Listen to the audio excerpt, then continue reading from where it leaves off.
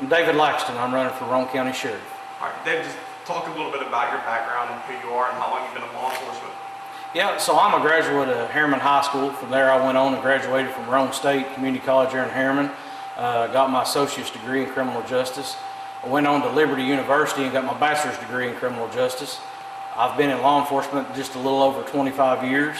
I'm from Harriman, my wife's from Rockwood, and I've been a chief of police for approximately the past 6 years, a little over 25 years in law enforcement.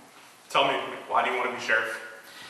So one of the biggest things is there's a growing issue of having lack of action in law enforcement, being community involved, things of that nature that I think that we've kind of excelled in.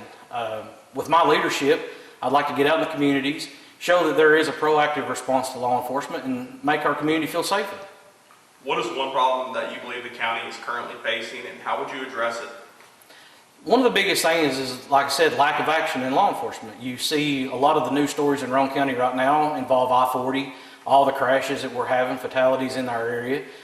There's a big drug epidemic in the area that needs to be addressed and concerned with. I'd like to start, bringing the community in closer together, working on these issues, speaking with community leaders and let them feel like that they're a part of the sheriff's office and, coming out with a positive response. What is your plan for recruiting, retaining, and training deputies?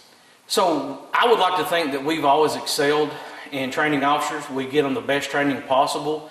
There's a lot of new modern advances and techniques that law enforcement needs to know, especially a lot of the concerns that the citizens have had with mass shooters, feeling safe in their area, how to report, talk to the deputies, bringing about concerns that they have and what kind of response we'd have to those areas. How will you facilitate transparency with the public?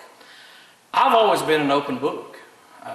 Speaking with the citizens, if they have a question, I've always been direct and honest. I have no secrets, I have no lies.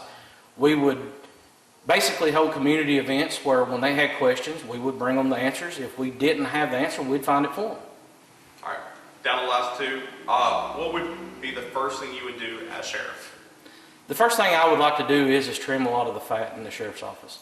Over the past 20 years, they have grown to the point that I think there are more officers inside the office than out on the roads.